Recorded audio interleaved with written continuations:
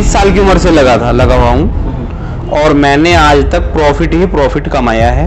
जब भैया business growth करता है ना तब बिजनेस से प्यार होने लगता है। और दर्शकों को बताऊंगा कि हम कस्टमर नहीं ढूंढते, कस्टमर हमें ढूंढते हैं। वेलकम वेलकम वेलकम, आप सभी का सुस्वागतम। आप सबका स्वागत है हमारे बिजनेस जर्नी यूट्यूब चैनल पर। आज मैं आप सबसे पहले माफ़ी मांगना चाहता हूं और उसी के साथ साथ आप सभी को थैंक्स कहना चाहता हूं। अब आप पूछेंगे कि माफ़ी और थैंक्स वो भी एक साथ, तो चलिए इसका कारण बता देता हूं। क्योंकि मैं लगभग 6 मंथ से यूट्यूब पर एक्टिव नहीं था, तो इसलिए आप सबसे हाथ जोड़कर तहे दिल से माफ़ी मांगता हूँ। और थैंक्स इस बात का कि आपने हमारे लास्ट वीडियो को काफ़ी सराहा और उसकी प्रशंसा करी, इसलिए आप सभी का तहे दिल से बहुत बहुत बहुत धन्यवाद। तो चलिए सीधा आते हैं अपने टॉपिक पर। हमारे आज के वीडियो का थंबनेल देखकर आपने ये तो ज़रूर पता लगा लिया होगा कि आज हम किस बारे में बात करने वाले हैं। जी हाँ, आज हम बात करने वाले हैं कि आप अपनी खुद की डेयरी एंड स्वीट्स की शॉप कैसे ओपन कर सकते हैं। मतलब कि आप अपनी खुद की डेयरी और मिठाइयों की दुकान कैसे खोल सकते हैं। हम अपनी खुद की डेयरी और स्वीट्स की शॉप ओपन कर सकें, इसीलिए हमने एक ऐसे व्यापारी से बात करी जिन्हें इस फील्ड में लगभग 20 साल हो चुके हैं और वह स्वयं ही 20 साल की उम्र से डेयरी और स्वीट्स की फील्ड में कार्य कर रहे हैं। तो चलिए हम सीधा चलते हैं उनकी दुकान की तरफ। उनकी दुकान दिल्ली के पुराड़ी क्षेत्र नथुपुरा में स्थित है, जिसका नाम सैनी डेयरी एंड स्वीट्स है। ये दुकान देखने में बहुत शानदार और सुंदर नज़र आती है। तो चलिए मिलते हैं सैनी डेयरी एंड स्वीट्स के ऑनर राजकुमार सैनी जी से और पूछते हैं उनसे कि हमें भी बताइए भैया कि आपने ये शॉप कैसे ओपन करी और हम अपने खुद की डेयरी एंड स्वीट्स की शॉप कैसे ओपन कर सकते हैं। हमें थोड़ा दिशा निर्देश दीजिए, हमारा मार्गदर्शन कीजिए और हमें सिखाइए।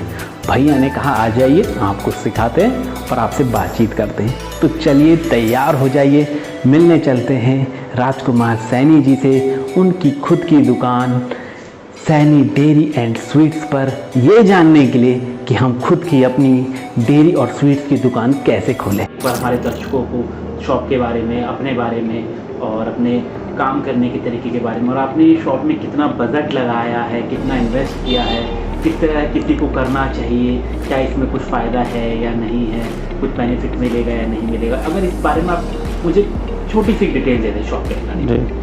भैया मैं आपको सारी बात बताता हूँ, स्टेप बाय स्टेप बताता हूँ। मेरा नाम राजकुमार सैनी है और मेरी जो दुकान है वो है सैनी डेयरी एंड स्वीट्स के नाम से। नथुपुरा मेन चौक पे दुकान है, अच्छी लोकेशन पे दुकान है मेरी। और दर्शकों को बताऊंगा कि हम कस्टमर नहीं ढूंढते, कस्टमर हमें ढूंढते हैं। अच्छा प्लस पॉइंट इस बिजनेस में ये है कि कस्टमर हमें ढूंढते हैं, हम कस्टमर को नहीं ढूंढते, क्योंकि हमारी डेली नीड की प्रोडक्ट हैं। हाँ, तो सबसे बड़ी बात तो यही होती है कि दूध के आपने अर्ली मॉर्निंग से लेकर लेट नाइट तक।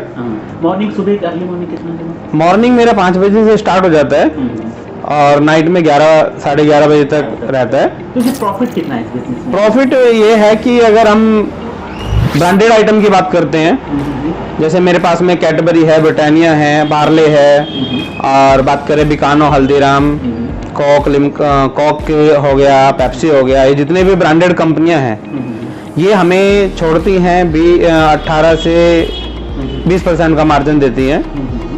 ठीक है, इसमें भी खर्चे निकल जाते हैं। ठीक है भैया। और अब करते हैं हम बात अननोन ब्रांड, उसमें मार्जिन थोड़ा सा और भी ठीक हो जाता है। अच्छा, उसमें बेहतर है? हाँ, उसमें बेहतर है बनस्पति के मुकाबले ब्रांडेड और नॉन ब्रांडेड उससे ब्रांड से बेहतर है जी। इसमें पनीर ये सब, इसमें अननो ब्रांड में जैसे पनीर हो गया, चाप हो गया, सोया चाप हो गया, और दही है, लूज दही। में कितना बेनिफिट हो सकता है? अननोन ब्रांड में 50% भी मार्जिन होता है, 50 भी होता है। महीने पे अगर ठीक ठाक लोकेशन पे शॉप है और ठीक ठाक कस्टमर जुड़े हुए हैं तो 40 से 50 हज़ार महीना हम कमा सकते हैं। इसमें बेनिफिट तो बहुत है क्योंकि ये डेली नीड की चीज़ है। हाँ जी, फायदा तो है जी। बट मैं इसमें कितना इन्वेस्ट करूँ? लगभग मान लीजिए मेरे पे इतना पैसा नहीं है, मैं सिर्फ काम चलाओ दुकान खोल सकता हूँ और काम चलाओ ही काम कर सकता हूँ। जैसे सपोज मुझे दूध, पनीर, ये जो गैजेट हैं जो फ्रिज अदर्स जो गैजेट्स होते हैं, इतनी कॉस्ट लगभग लग सकती है टोटल? अगर मैं आपसे मुझे इस बारे में आप बताना चाहूँ। फ्रेशर बंदा इस काम को करना चाहता है न्यू, उसको 1.5 से 2 लाख रुपए चाहिए, जिसमें गैजेट भी हैं, फर्नीचर है, और मतलब ये कहेंगे कि दुकान को स्टार्ट करने के लिए जो कन्फेक्शनरी है या जो भी ATC आइटम जो भी हैं, उसको काम चलाने के लिए कम से कम 1.5 से 2 लाख रुपए। 1.5 से 2 लाख जी, मतलब लगभग मिनिमम।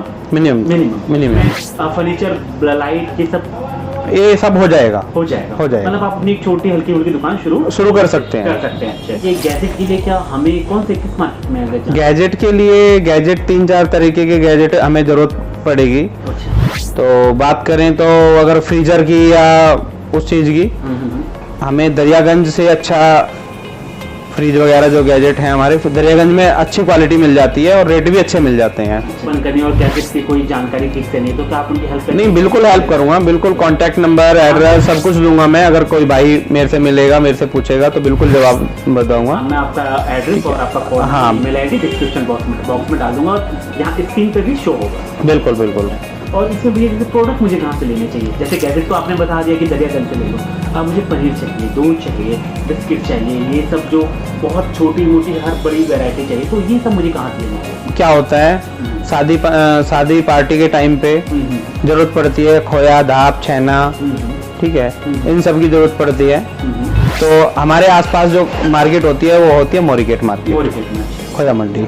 आप मतलब ठीक है, किसी को अगर न्यू शॉप ओपन करनी है तो हाँ जी, के लिए, दही के लिए यहाँ इसमें जा सकते हैं। एक क्वेश्चन और मांगना है दर्शकों से, मैं कुछ चीज़ें छोड़ना नहीं चाहता। कौन से प्रोडक्ट की शुरुआत करूँ? दूध, दही, पनीर, रसगुल्ले या 10 मिठाइयाँ तो मैं ज़रूर रखूँ, पर ऐसे कौन से मेन प्रोडक्ट है जिनसे मैं शुरुआत करूँ? देखो भैया, मैं आपको बताता हूँ, हमारे पास में दूध होता है, मेन प्रोडक्ट होता है हमारी इस डेयरी लाइन में दूध। अच्छा, दूध में, हाँ जी, बेसिकली सबसे पहले शटर मॉर्निंग में शटर ओपन होता है, उठता है, तो हमें सबसे पहले आवश्यकता होती है दूध की। तो हमारा ये फुल क्रीम दूध है, 5, 6, 7, 8 ब्रांड हैं जो हम सर्विस देते हैं जिसकी। और सबसे पहले नीड होती है हमें दूध की। हमारा जो सुबह मॉर्निंग में काम स्टार्ट होता है दूध से ही होता है। तो मैं अपने दर्शकों से कहूँगा कि जो भी दुकानदार भाई हैं कि सबसे पहले प्रोडक्ट में दूध, उसके बाद दही है, पनीर है, छाछ है, या अपने पास जरूर रखें। हाँ बिल्कुल, तो एक्स्ट्रा मात्रा में रखें। हाँ, क्वांटिटी बढ़ा के ही रखनी होती है। क्वांटिटी बढ़ा के रखें। हाँ जी, क्वांटिटी बढ़ा के रखें। नीड है दूध, मतलब इससे हम शुरुआत कर सकते हैं कि अगर हम दूध पे ज़्यादा फोकस करें तो और चीज़ें भी हम सेल कर सकते हैं। तो मैं दर्शकों के लिए आपसे एक आखिरी क्वेश्चन करना चाहता हूँ। वैसे तो मैंने बहुत सारे आखिरी क्वेश्चन पूछ लिए, पर एक अंतिम क्वेश्चन आपसे बनता है, अगर आप अपने बारे में कुछ बता सके, इस बिजनेस के बारे में बता सके, क्या है ये बिजनेस? भैया, मैं आपको बताना चाहता हूँ कि मैं इस बिजनेस में 20 साल की उम्र से लगा हुआ हूँ, और मैंने आज तक प्रॉफिट कमाया है। मैं कभी लॉस की तरफ नहीं हूँ इस बिजनेस से। अपने काम से प्यार कीजिए। ये काम एक ऐसा काम है कि हमारा घर तो चलाता है, हमें तो खाने को दे रहा है, लेकिन हमारे और 4 भाइयों को और खाने को देता है। जब भैया बिजनेस ग्रोथ करता है ना, तो बिजनेस से प्यार होने लगता है, प्यार होता है कि आज हम 10 की इच्छा रखते हैं, कल 12 की रखेंगे, और हमें बिजनेस में इनकम है तो हम बिजनेस की तरफ भी ध्यान देंगे।